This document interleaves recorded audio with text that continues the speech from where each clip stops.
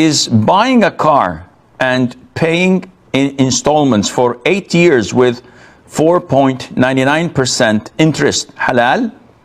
We've been reading online that as long as the monthly installments payments agreed upon don't change for 8 years, as well as the interest rate, then this is permissible. Car is 45,000 plus taxes and interest, and the full price becomes 56,000. That 56,000 will be split monthly over 8 years, and monthly payment never changes. The answer is yes, this is basically halal. See, to buy something in installments, you have to have two conditions. One, that who you're buying it from actually owns the product. So he is not a facilitator or a third party or a financer. Rather, he is the owner of the product.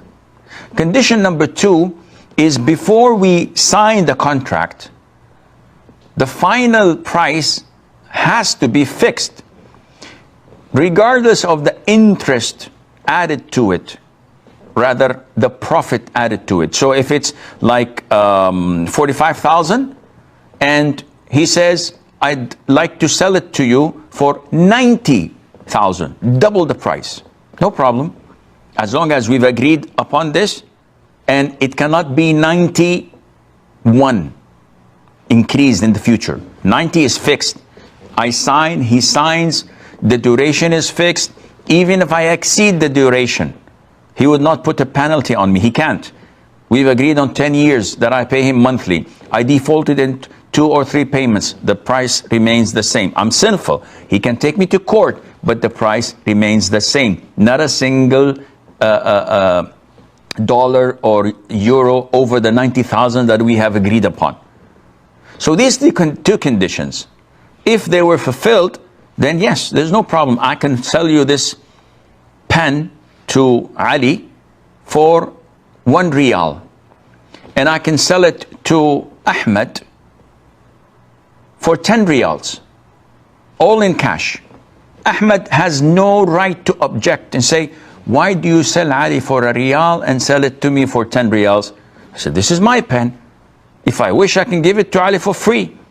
And if I wish, I could sell it to you for 100. It's up to you whether you accept or not. But at the end of the day, it's my pen.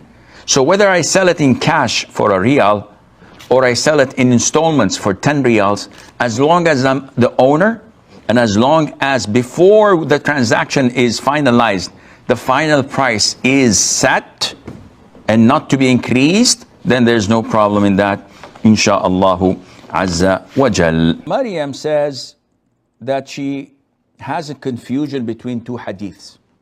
The first hadith, the Prophet says, alayhi salam, min husni islami mar'i tarkuhu ma la ya'ni. It is a sign of a person's good Islam that he does not investigate, that he does not snoops, that he does not put his nose in things that do not relate to him.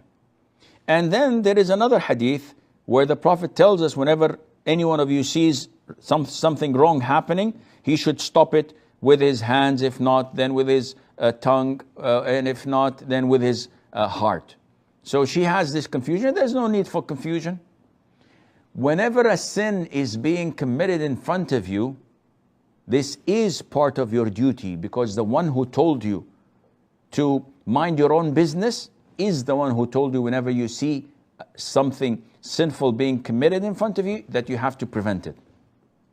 But the first hadith, which in short says, mind your own business, is related to things that do not affect the community.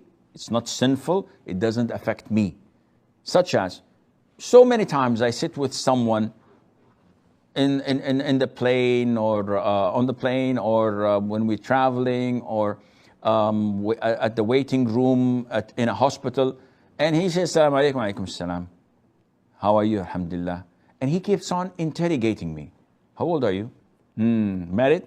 How many? How many kids? And then he goes on a little bit personal. Working? What's your salary? Excuse me? This is none of your business.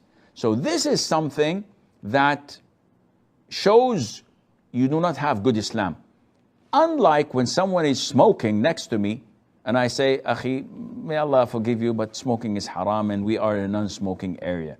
So please extinguish your cigarette. If I see someone not praying, I say, Akhi, where is the masjid? And he says, it's there. I said, have they prayed? He said, no. I said, okay, let's go and pray. Yani you try to use diplomacy, but you have to forbid evil and enjoin